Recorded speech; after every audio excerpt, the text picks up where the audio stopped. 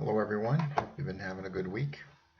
This is quarter lecture for Psych636, chapters 11 and 16. So we're going to start off with third wave therapies.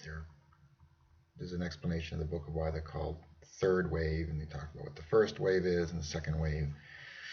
And the third wave, I think it actually comes from a jazz term, third wave jazz, or some sort of evolution of jazz or new style. So let's just get right into it.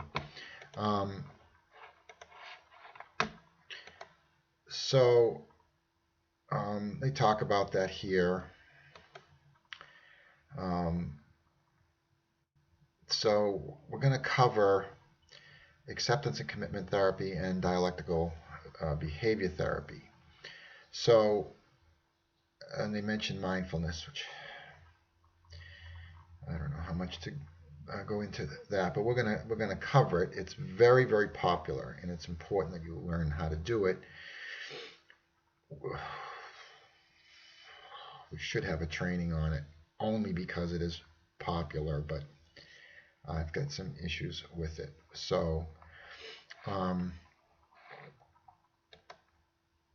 we're going to talk about acceptance and commitment therapy. I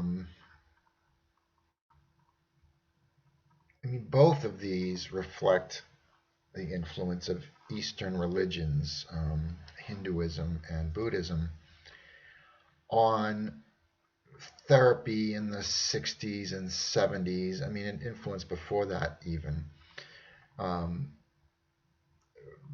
which is where mindfulness really comes from. It's definitely a Buddhist thing. I don't know if it's history in Hinduism, but I'm familiar with Buddhism. So they talk about this guy's history, Stephen Hayes. So, and his description of his panic disorder. I'm not sure how much of this is really necessary, but they feel it is. So there's what's their theory of psychopathology, right? What's their theory of etiology? In other words, what's their theory about the cause of this? Okay.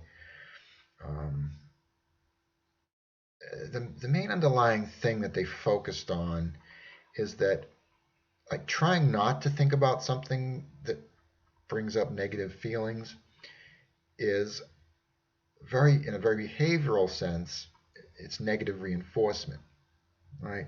So anytime you feel anxious and you do something to make that anxiety go away, then what you've done is reinforced an anxiety avoidance response. So if you have like worry and you've been trained, as they imply here, like certain kinds of therapy, trying to get you not to think about certain things, it's actually reinforcing the problem.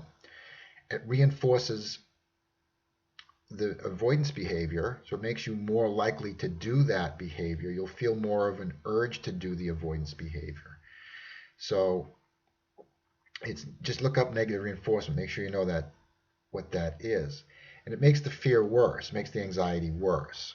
So I was going to use the term that reinforces the anxiety. It's not exactly what I mean. So if you're a plane phobic, if you have a phobia of flying, the last thing you want to do is go to the airport, then go home, because you just made your fear worse. Okay. So they focus on that. I mean, it's not a new concept. I mean, you can use different terms: experiential avoidance, unwanted private events, so memories, thoughts, cognitions, beliefs. It's just old negative reinforcement, really, except applied to cognitive. So we talk about cognitive fusion as a term.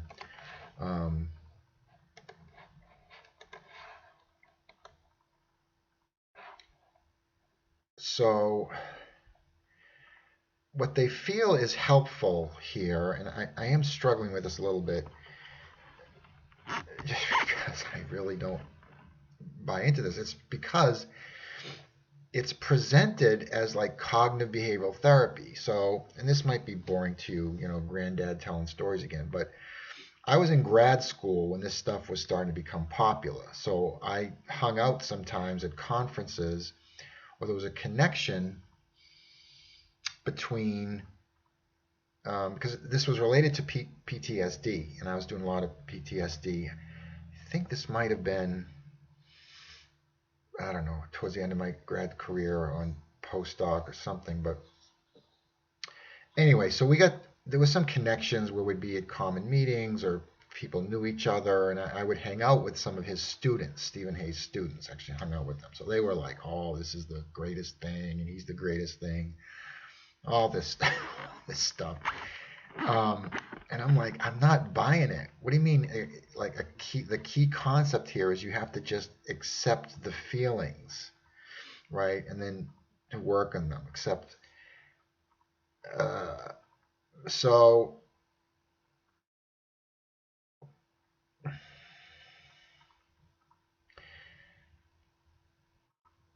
there's these 5 points. Consciousness raising, make them aware of the feelings and their thoughts, let them sit with them. You got to sit with them, don't fight them. I mean, I think that's valuable, but I'm not sure about a whole therapy mode based on that. And then the choosing is trying to, goal-oriented kinds of things.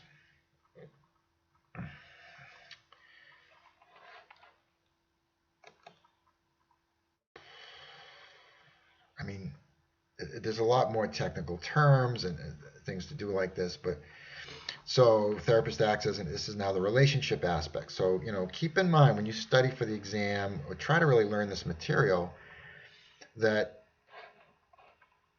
they really break down every treatment in terms of these things, and, etiology, what the therapy is, how the therapist is supposed to be, and that's going to be true really for every chapter, right? So you act as an experienced coach. You help identify private events, so things they're thinking, memories, things like that. This is how it got associated with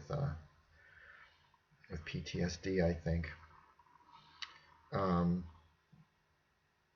And you help with values clarification.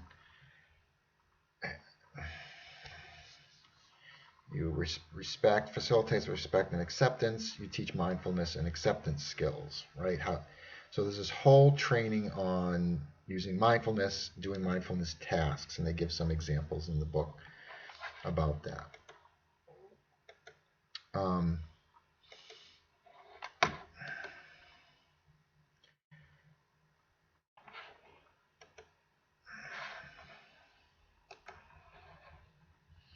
So I just want to go back to this because one of the things I do like, this is a very cognitive therapy thing also, is the notion of treating your reactions, your thoughts and your feelings as hypotheses instead of facts, right? So if you're a flying phobia person, I'm going to die. Well, you want to start to have a reaction to that as more of a hypothesis, like it's possible that I may die, right? Or I'm making, even better, I think, not explicitly stated here, is I'm making the assumption that I'm going to die as opposed to a question, can I die here? And that's an important part of their approach to that present moment focus. They talk about diffusion, which is the better term. So DIFF, it's DEFF. So you want to get away from just reacting based on your thoughts and thinking, right? Your reactive thoughts, and not let that guide what you really want, which I guess is the connection to the values clarification. So values clarification is a lot of different things. People do this for lots of disorders. The importance of it is, are you acting in a way that's consistent with your values? I think the better thing that they imply in this therapy, the use of values clarification, is not like, what are your values? Are you acting in contradiction to your values? It's more, if your values about what makes life great, right? What things are important to you? Are you doing what you're doing to get to those values, or really to get to those goals? Is how I see this stuff a little bit more usefully. And that's what they want you to make your reactions and thoughts and behaviors to be based on, not on the cognitive fusion that occurs when you have some intense emotional reaction, right? Where you're thinking about stuff. This is a very Buddhist thing because I don't know if you guys know I would love to teach a class on this. But Thich Nhat Hanh is a guy. He's a Vietnamese Buddhist monk.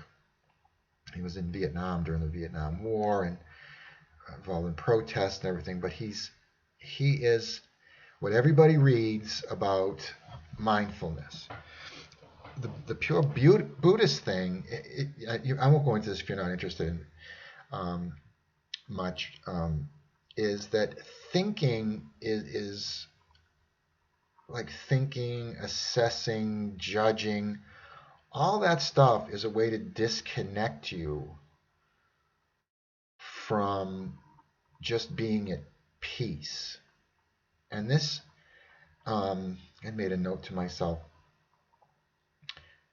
The thing that bothers me about a lot of these therapies, you may like them.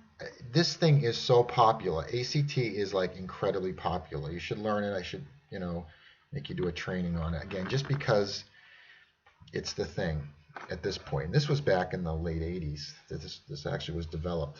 That picture of him is not current, I don't think.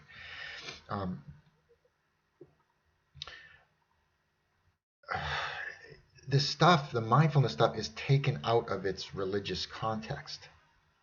So the religious context is like, what stops you from reaching enlightenment in the Buddhist sense, right? And when you start pulling techniques from a religion like that, even though it's the only real psychological religion,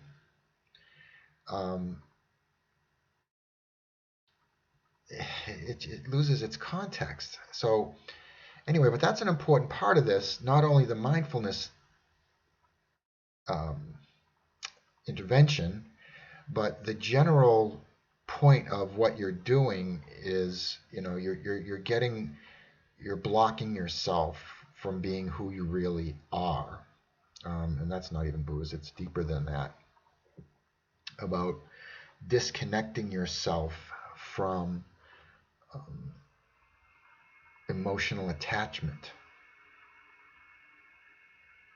And that's the path to bliss, nirvana, if you heard all that stuff. But that's the path to enlightenment. So, so one thing Thich Nhat Hanh does, and I've read a couple of his books. I mean, I like his books because he's not using it as a therapy technique. He's just using it as like, as enlightenment, and it's good for you. That you really want to reduce your attachment to earthly things.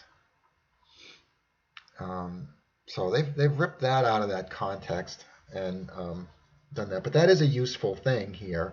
And the Thich Nhat Hanh thing is that you want to, when your thoughts come, and this is where this stuff comes from, is the example he gives of just letting your thoughts and feelings, instead of reacting to them, like that cognitive fusion thing that the ACT represents or talks about, is that you want to watch your thoughts like on a movie screen, like they're going by, right? Like you're walking out a window and see your thoughts going by.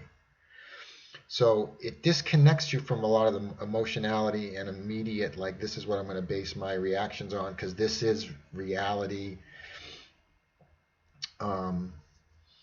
So I think that's important. It's certainly the basis of this. Counter conditioning, I think, just means you just observe and accept, and then they work on values clarification. What do you really want? what do you really want to do based on what's really important to you, and all that cognitive fusion stuff gets in the way of you acting in the way that you want to act. You can see there's hints of humanistic in here in terms of reaching your potential, what's stopping you from reaching your potential. So, I mean, that's it basically. There's a little bit more in the book. I'm not sure why the slides are so short here. Um,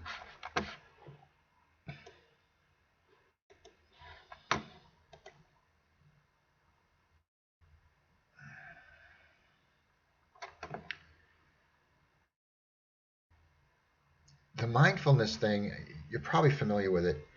It's very much just to be in the moment. Again, it's very much a Thich Nhat Hanh. I'll give you a reference if you want. Very interesting stuff. He has a little retreat, little village in France where people who are Buddhists or anyone can just come and live there, stay there, and he helps people develop mindfulness. Right? So if you're walking, you're not thinking about other stuff. You're just thinking about walking, what it feels to be walking. There's all kinds of techniques to do that, right? I think they use the grape example. Like just be in the moment in terms of what you're observing, what you're feeling. Everything you do, if you're going to sit, you sit mindfully. You walk mindfully. You're just walking. You just pay attention to just the sensations of walking. So this connects to the ACT stuff and the other ways it gets used, DBT, of disconnecting you from a lot of your immediate thoughts and beliefs. You should just be in the moment in terms of your five senses. And that's why they do these sense training things. Like just be there, just sit, and then, what do you feel? You feel your back on the chair. Breathing is huge in this, right? Just pay attention to your breathing, which breathing has another huge, deep level of stuff in Buddhism in terms of your emotions are determined by all these inner winds that you have, and that it balances these internal winds. So there are examples in the book. I won't go into it. If you want to go into it more, let me know. We'll do it during the discussion period. But mindfulness is a huge thing, and as we're going to see, it relates to the other stuff too. So the Marsha Linehan, she's been doing this since the 80s or 90s.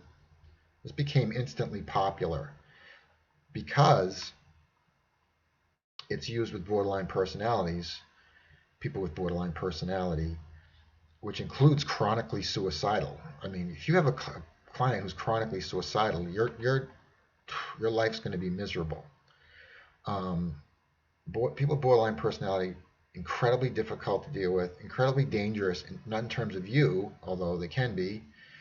See the movie Fatal Attraction. That woman has borderline personality. Now, I'm sure there's gender criticisms of that movie. And borderline personality disorder is itself under attack because it relates to sort of prejudices against women and certain things women can do. Anyway, so there's lots of issues we talk about there, but the movie Fatal Attraction, clearly borderline personality, but chronically suicidal, huge shifts in emotions. They do this thing also where they'll love you and then hate you. I think we've talked about this a little bit. May have been in my teaching abnormal at the same time as this class. I'm not always sure what I've taught the other class. But you should be familiar with borderline personality. I mean, I would never take somebody for borderline personality for treatment with borderline personality. You can't always avoid it. I've treated people with borderline personality. Very out of control of emotions, but they're also very They do things to get reactions out of you, to test limits. They're testing limits all the time in the therapy because that's how they live their lives. So there's theories about this being really just a huge complex PTSD. There's a diagnosis of complex PTSD. I don't think it's officially in the DSM-5 now, but it's considered. I'll have to look at it again.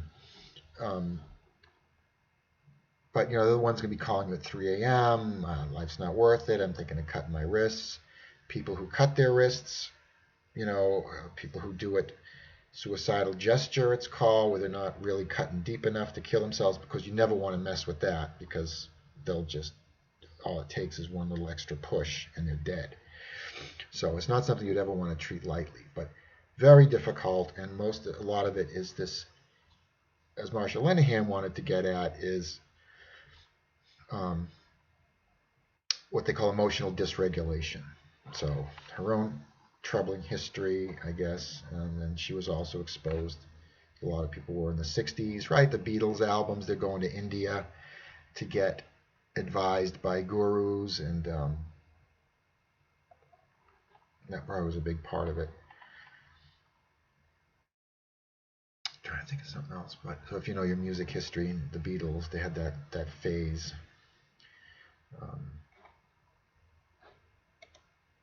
So interesting to me, but anyway, dialectical, because you're trying to walk the balance between acceptance of the person, yet at the same time they need to change. So I don't remember this in the book, but the biological predisposition for heightened reactivity to emotional stimuli.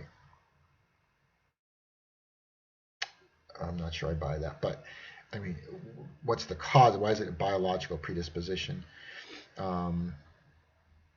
They invalidate their emotions, ignoring the trivialized communications.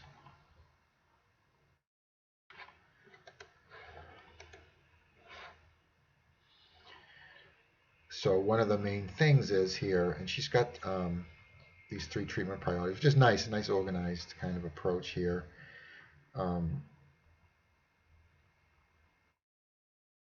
So you've got to deal with threats of self-destructive behaviors.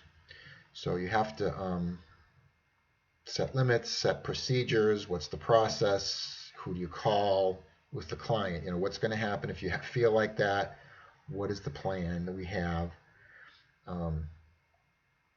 Focus on threats to the therapeutic relationship. Now, why is this number 2? Right in the top 2 is because people with borderline personalities have tremendous difficulties with relationships, and they can swing between adoration and hate, in addition to any strong emotion at all, which again is the emotional dysregulation here. And then you start working on skills development, right? So if you're angry, instead of losing your mind and screaming and running out and trying to kill someone or yourself, or you know, slash the tires on that person's car, you know, what skill could they employ? Acceptance is part of it. Go with the feeling, just be there, don't react to the feeling. All right. Interpersonal training, communication, but these are the 3 treatment priorities. Right? So, and the book talks a little bit more about, you know, as a therapist, you've got to be a little bit Rogerian while you're trying to get them to change, right? Not that you want to get clients to do anything, but walking that balance between those 2 things. So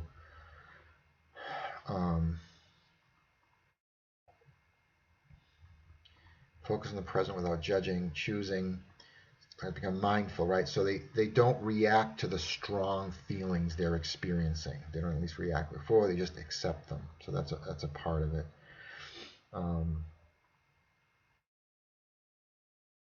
Skills for changing your behavior.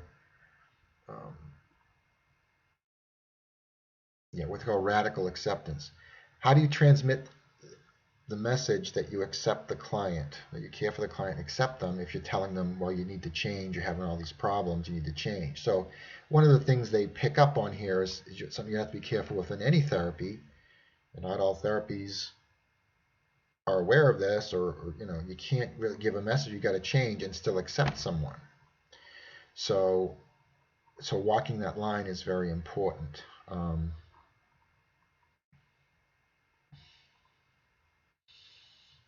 Because for someone with borderline personality, rejection is like a horrible thing.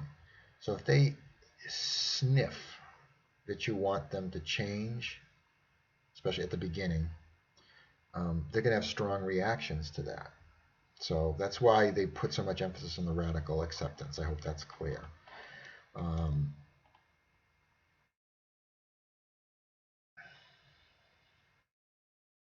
Limits and setting limits on reactions that can disrupt therapy is a very important thing. You have to have lots of contracts with clients, is the way that I learned some of this stuff, is you have to have, a contract. So what's our contract here that we're making? If this happens, you're going to do this. If it's 2 a.m. and you want to call me because you're mad at me because I ended the session 30 seconds early, we're going to agree that you're going to wait till the next morning. We're going to agree that if you're suicidal, you're going to do this. Boundaries about what can happen. There's no touching. There's no aggression, right? There's no insulting. So there's going to be that kind of thing. We've talked about that and how to talk to clients about that. What they do, I want to mix this up with the other therapy, but there has to be, you can't do DBT unless, technically now, unless the client is also in a support group, right? So I think they complain at the end that too many people just take some course, do DBT, but their clients are not in a support group at the same time. And also, you have to have supervisory consultations, because the borderline patients are like adolescents. They know exactly, they have this magical sense and ability to see your most vulnerable spots in terms of what to say to hurt you, what to do or say that you won't know how to handle. It can be very draining. So you're supposed to also have support groups yourself, right?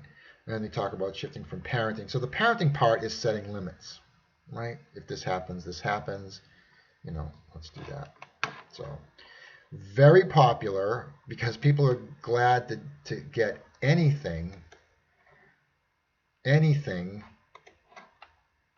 that helps them deal with borderline personality patients. Okay.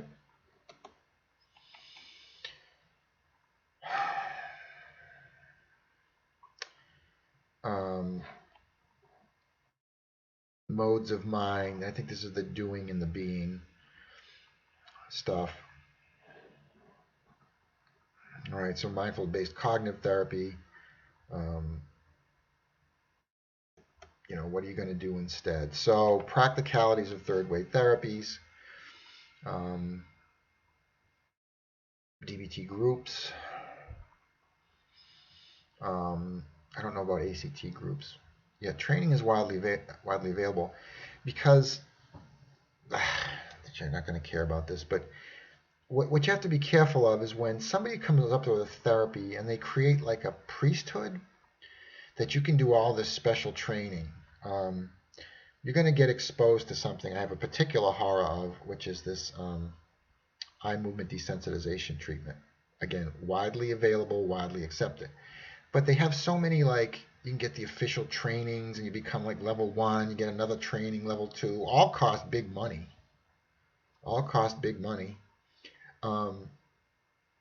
That's why the training is widely available. So I'm not sure how much Marcia has us allowed people to post trainings. But you saw the issue with the cognitive processing therapy which used to be free, there's no way to get it free. I mean, the version that's free is a watered down version. When you see the manual that I have, which I must have got from a previous training, we're going to use it. They limit your training abilities, and I think this might be true of EMDR also, but that's for other chapters, because they create an industry around it, a training industry. And there's a little like that with the motivational interviewing too.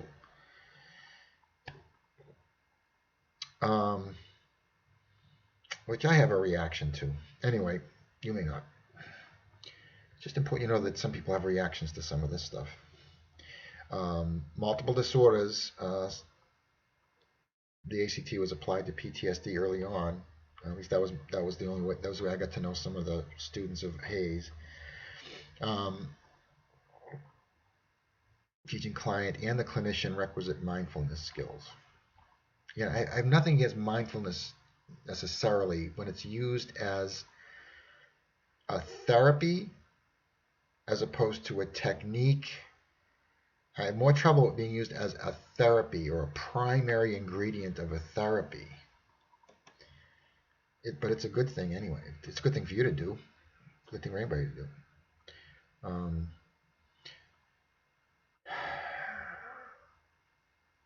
So then there's the usual effectiveness of these things. Effect sizes and something we haven't gone over. I keep meaning to bring up here. So if you do a study and you do a treatment that's your own treatment, Kayla and Gabby's narcissistic personality disorder treatment, right?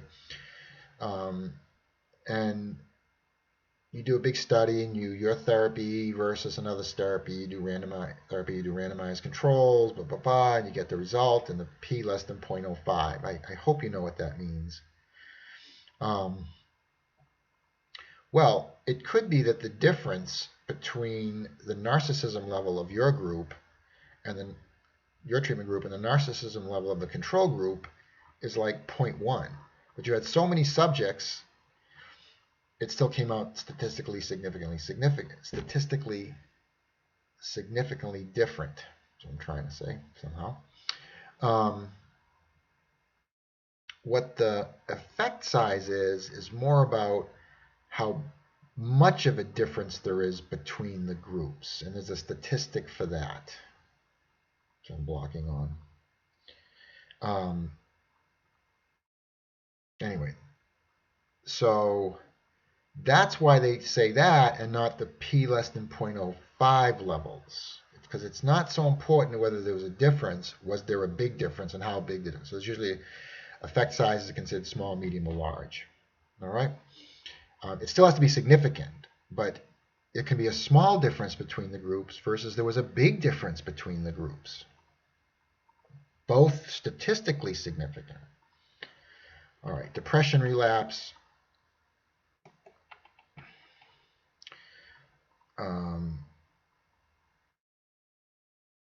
Yeah, I think the psychoanalytic one was like, I don't know.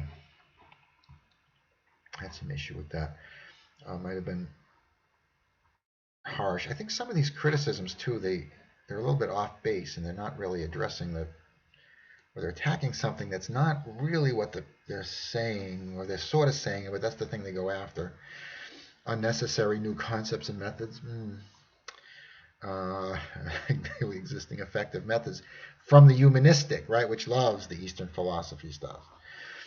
And the usual, I'm not sure they're really saying this, but the cultural thing.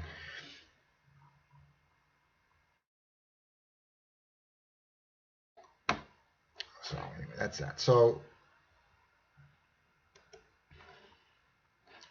I'll be going a little over time on this one today.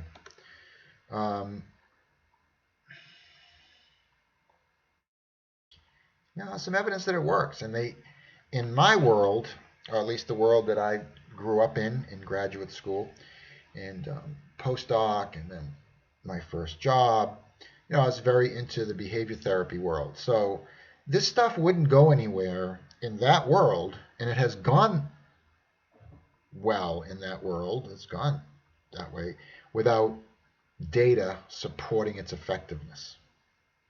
So obviously they do studies where it works better than this, and what the control groups are is kind of critical, but there was a lot of evidence, as there was for EMDR, although we'll talk about this, where there's actually like arguments. Like I've been in a conference in a room where somebody was presenting some EMDR data, and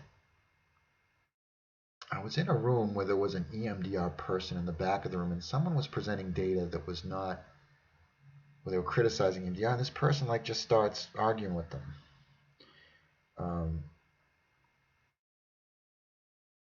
Because then they start getting into like flaws. If you don't like a certain therapy, like a lot of people didn't like the EMDR stuff. So when you look at a study that shows that it's effective, you criticize it in a way you probably wouldn't criticize something else. And that's what the EMDR people did also. So Ascension of the Third Way, they're already like super popular. ACT is super popular, DBT super popular, mindfulness super popular. So I'm not sure how much ascension they can do. They're pretty much at the top now. People love it, which is very hard for me. What they should have put in here is, how do you address cultural issues? We had some good points from everybody in our last discussion about, when you're doing this stuff, does it apply to all cultures? People from different cultural backgrounds? What you're presenting in terms of why people have problems? How would different cultures react to that? I mean, that should be in the future directions, I guess. I mean, at least they give them a shot at that.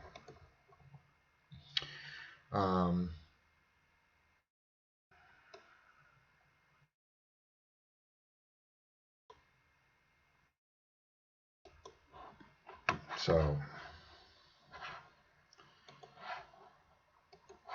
anyway, so chapter 16, integrative therapies.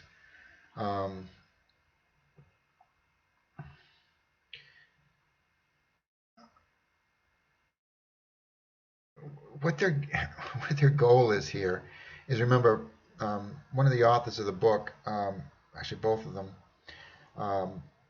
have their own. Prochaska has his own model to present that's trans-theoretical, right, across therapies. So they love this stuff, and it's, in terms of integrating things. And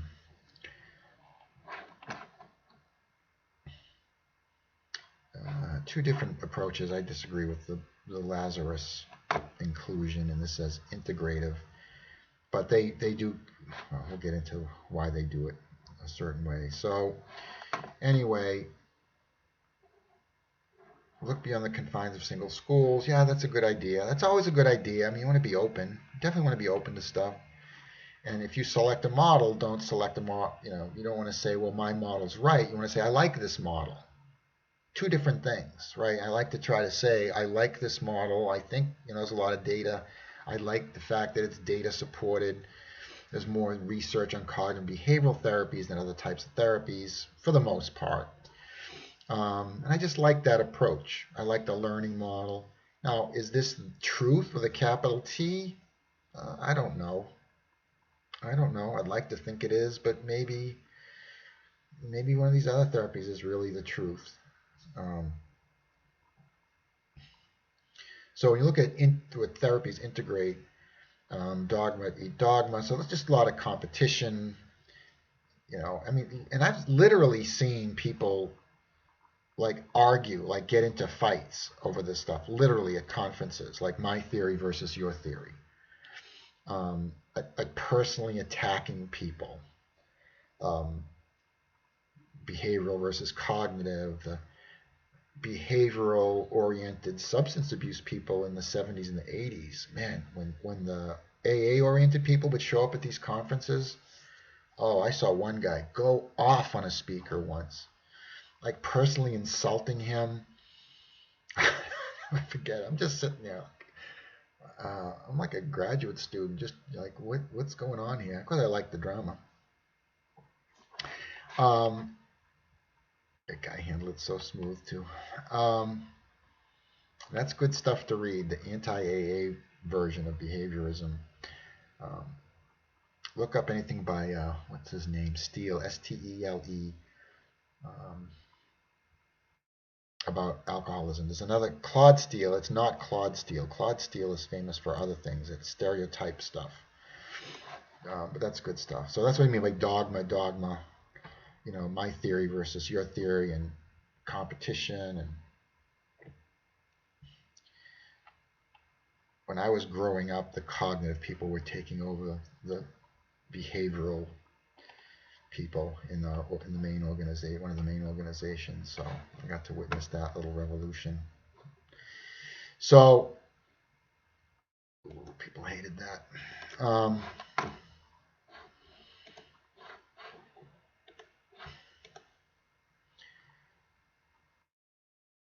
Motives.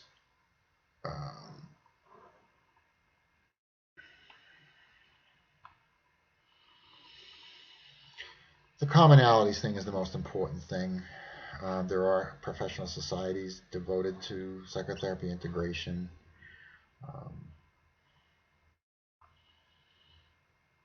Inadequacy of a single theory for all patients, I guess. Okay, a lot of different types of therapy still.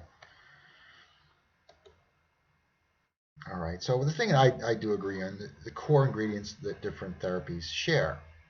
Okay, and really, and I do believe this, the commonalities probably have more of an effect. The things that are common have more of an effect than the things that make them different or unique.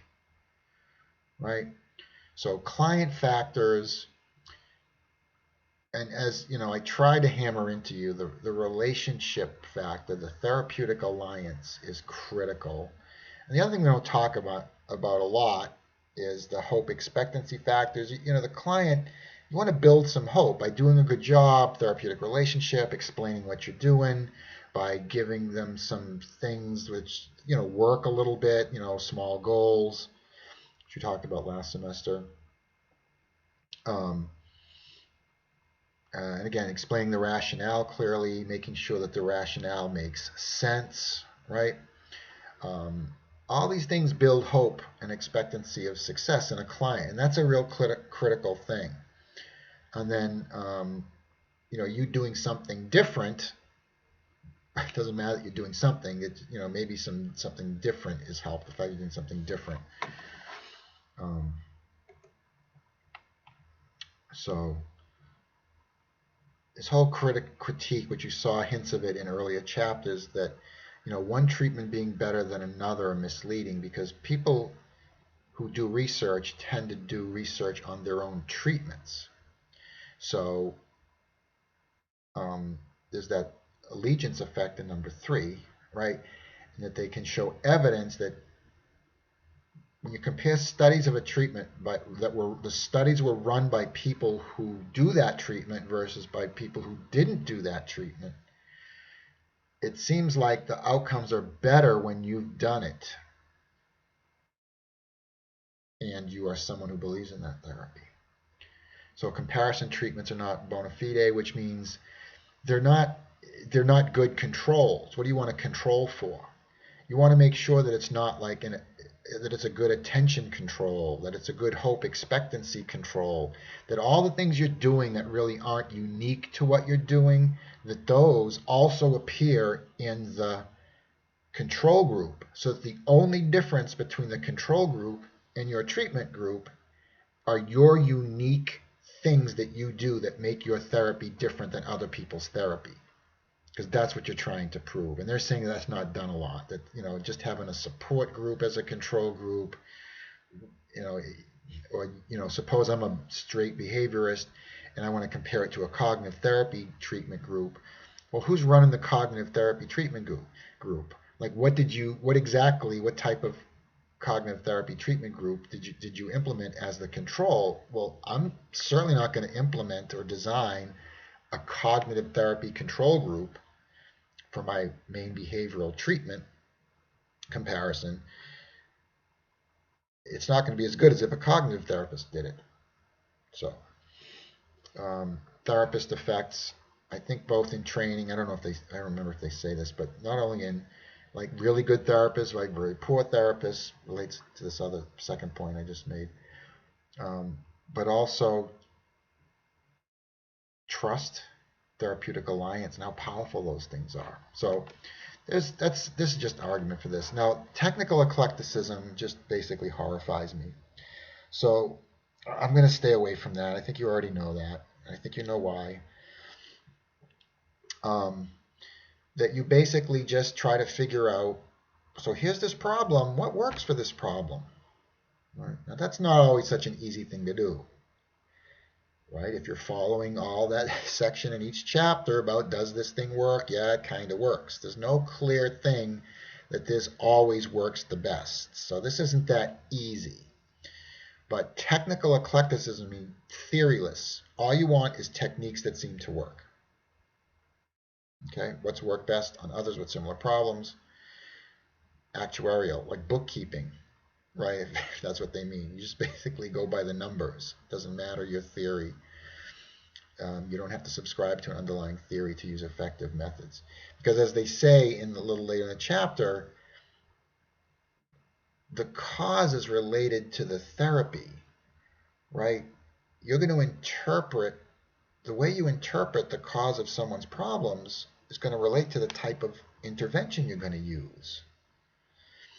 So it's not like you're going to do, if you're like a behavioral person, you're not going to like describe this person's etiology of their problems and then do a mindfulness thing, probably. I mean, you might use it as part of it, but you know what I mean? Your therapy is going to be like a learning theory-based therapy. If you believe that it's all down to reinforcement, it's going to be a reinforcement type intervention. Syncretism means just jamming together different schools of thought. So you would kind of try to jam together the theories too. I had looked that up. So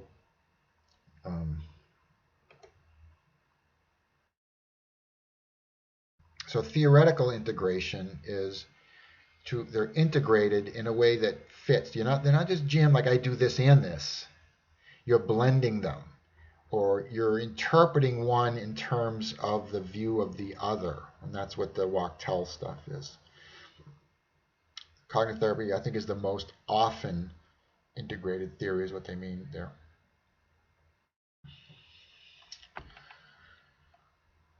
Yeah, this is actually a common theory. This one I'm forgetting what a good example of that is. So we can go over this if you're interested. Yeah, I'm not sure I buy all that, but anyway, Paul Wachtell is quite famous for integrating psychoanalytic therapy with behavioral. And there were attempts to do this in the 60s and 70s. We'll talk about his little journey. To interpret Freudian theory in terms of cues and conditioning. And they even quote the Dollard and, who was that, Dollard and somebody. And I think I read some of that stuff because when I was in graduate school, I won't talk about this again if I've talked about it one time, but again, it's a more personal story, that one of the professors there that I actually worked under had been the student of the guy who invented implosive therapy. So you're going to read about implosive therapy after the exam when we do in one of the behavioral chapters. So it's flooding therapy, it's an extinction therapy that you're going to learn, but it was hardcore. But it was designed to look at Freudian themes in terms of your worst fears. What were your worst fears? So what they would hypothesize is that if somebody has a implosive therapy is basically you expose the person to what they're afraid of, right? And that just by a pure Pavlovian process, the fear will extinguish. What the implosive therapy people believed, and this is what the version of extinction therapy that I learned and did under this professor, was somewhat had some Freudian touches to it, in that, well, what's this person the most afraid of from a Freudian perspective? Well, that their mother is going to reject them or kill them, or the dad will kill them. They'll be alone forever. And so really the curative thing was to expose them from a Pavlovian point of view to their worst fears, which were Freudian oriented. Rejection by your mother, the worst thing possible, right? So if they had a fear of something involving dating or something and being assertive, that might be where you went in terms of what you were going to extinguish for a fear, was about the mother, because the mother stuff was behind it all, which you can see a little of that in the Walk-Tell section of this chapter. Anyway, so that's why I got into some of this stuff earlier, because this stuff had been around a little while. I'm not that old, but I'm old. Where there was still some sort of interpreting Freud in terms of behavioral. And I got to learn a little of that. I mean, we would send people to hell, right? Because that was considered the true fear that had generalized to having someone say no to a date, is that you were just going to be alone forever. And we would actually make them we would have them imagine that they said something, somebody didn't like them, they died, they went to hell, and it was just being alone forever. So, talk about that if you're interested. That's it. So one of the things I do like, a couple things I like here. One is, I do believe that anxiety is at the basis of a lot of stuff in terms of psychopathology. I do believe that. And that's common among psychoanalysts and behaviorists. And I've told you that we have this repetition compulsion, as a term they don't use in the book. Vicious self-perpetuating cycles, right? So you're depressed because your mother didn't breastfeed you, and the more you get depressed, the more frustrated you are and miserable, and that perpetuates you being more alone, and you get more depressed. They use more of an anger thing with that case that they refer to. Cyclical psychodynamics. So big conflicts can be understood as both cause and effect. That's actually a phrase in the Matrix.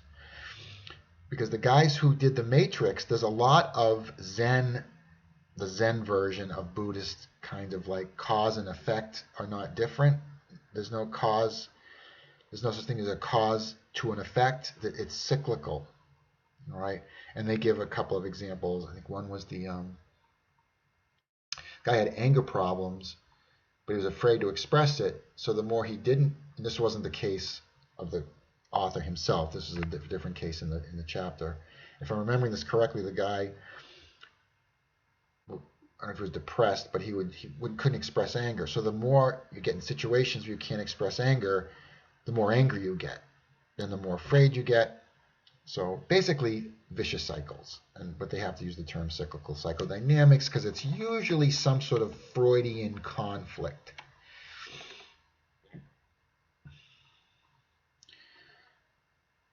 So what Walk-Tell does is he likes behavioral methods to go after the fears, anxieties, emotions that are coming from unresolved Freudian conflicts, poor defenses, things that you feel towards your mother and father that you've never resolved. Conflict is the essence of Freudian, right? Again, I've gone over this a lot with the abnormal class, but not with you guys, is that you're always, the essence here is that you're afraid of what you want. What you want, you're afraid of, right? Whether it's to get something, do something, feel something. You're afraid of that. You want to have sex with your mother. You want to kill your father, right? So you have all this rage built up. You have these impulses, these drives for aggression and sex, but you're afraid of them. Right? So there has to be a good balance. You have to have good defenses. There has to be lower levels of anxiety around that stuff because you went through the psychosexual stages correctly. If we need to go through this, we will. So, and then one of the walk-tell things is you have to have insight, very Freudian, right? Insight can be curative in and of itself, but you also have to have some action, and that both of those are necessary. Okay, and this is walk-tell. They don't, in the slides, they don't specifically say, okay, now here we're going to talk about the walk-tell integration of psychoanalytic and behavioral. So you have to be active. You have to be supportive, basically. Process of change, non-pejorative, therapeutic communication. So I think they make a big deal about not saying things that might even be subtly shaming. And they give an example, which I can't remember right now.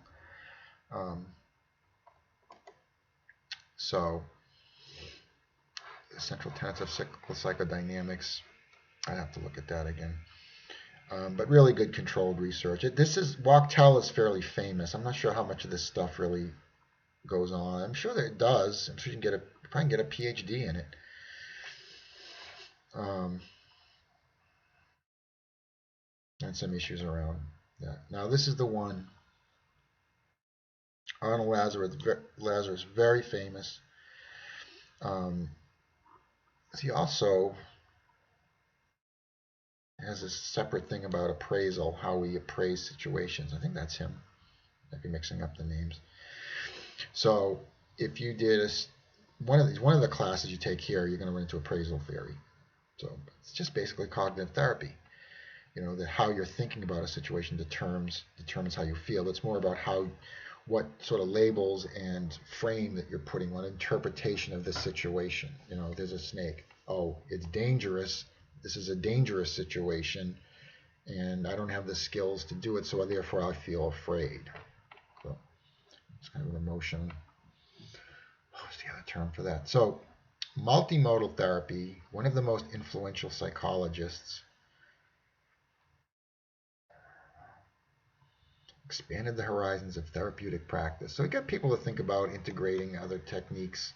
This is pure technical eclecticism, pure. And that's why it's here, right? So walk-tell is theoretical integration. This is sort of a model of how to do technical integration, technical eclecticism, right? So he basically says this should sound a little bit like the interpersonal therapy stuff. So basically, you know, you have this broad view of social history, the physical environment. I mean, that's nothing new to behaviorism. So the main difference between this and behavioral or cognitive is that he downplays behavioral. I didn't pick that up in the book, but the main difference is you're not going to do an intervention that relates to what you think the cause of the problem is, right? So you're not going to do a reinforcement type intervention. You're not going to do, for example, someone has a fear or trauma symptoms. If you believe that people have PTSD because of Pavlovian conditioning, you're going to use a Pavlovian conditioning intervention like extinction. And the thing that makes this different from behavioral cognitive, even though he's a cognitive behavioral person, is it doesn't matter what you think the cause is. You're going to use something that's really effective or you think fits best for that client. This is where the stuff about matching comes up later on. So the simplest explanation is often the best. This relates to conspiracy theories. They just don't like simple theories. They don't use Occam's razor, is the phrase. Something good to know, a little literature thing that's good to know. A precise explanation of psychopathology is not required to remedy it, which horrifies me, that phrase. That statement horrifies me. But you can do whatever you want after you graduate. You just have to show that you're learning all this stuff and that you know how to do it. Act like you're buying into it, or know it to the level as if you bought into it. But whatever you want to do afterwards, that's up to you. There are external pressures in society to do things that have data behind them, right? Or what's called best practices. So if you start doing, you think, oh, I think if I just do like citrine crystal therapy, that should be fine. Just because you have a license doesn't mean that that's a good thing to do. Insurance companies will certainly squash that, and licensure boards might not like it either. Because you're really expected to do something that's considered either best practice, which everybody agrees is probably the best thing to do, and or, it'd be nice if best practices were always this way, what has been empirically validated as a good treatment. So basic ID stuff, I think this is pretty basic. Patient's problems determine the change process. Know what the basic ID is. Any and all change processes. Sort of what sensory things are occurring. And so you can see the good example of this. So they do the Mrs. C in this model.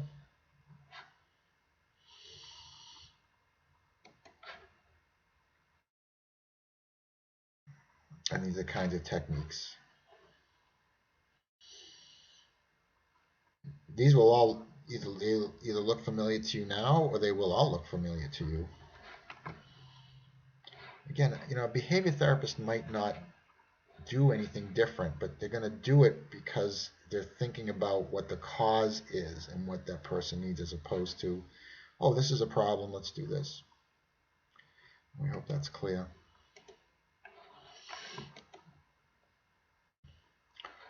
Now, if I'm not mistaken, this was the example where the therapist says to the woman who criticized him, called him stupid, why do you have graves out there? He said, well, it's where I bury my bad patients, and maybe you're next.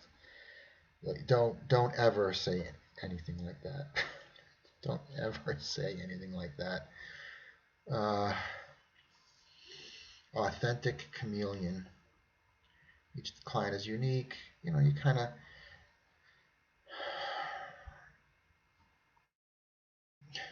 again, a little trouble with the chameleon thing, but be flexible. How much you are setting limits, how understanding. We do this in Florence Family Support Center. Where, some people were a little more tolerant of certain kinds of behaviors than others. The thing I do like at the end of this chapter is when they talk about matching types of clients with types of treatments. And I think they relate it to maybe types of styles, where certain kinds of people who are very, what they call resistant, but not buying into the therapy, not liking the therapy. They may not like,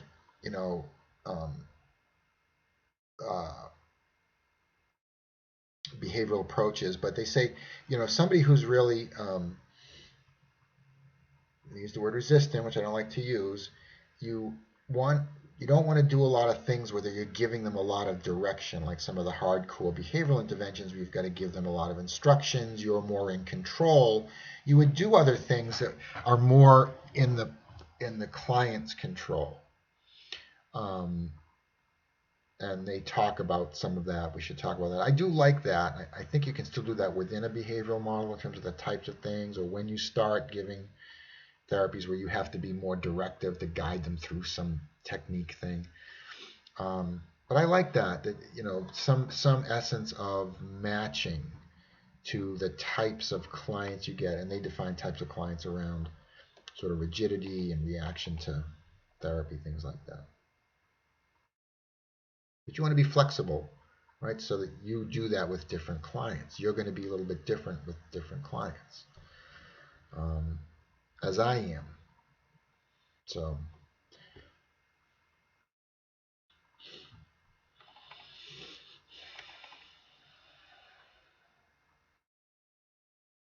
Just some thoughts here.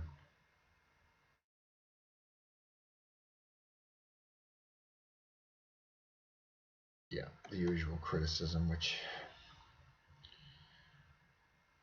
anyway. So matching like the clinical diagnosis, but also to Drand's diagnostic features. I think that's what they mean, the client characteristics. But I like that point. That's a good one. And I think important that some matching. Okay. So that's it. Hope you guys are doing well, like I said. And I will see you next Thursday. Take care now.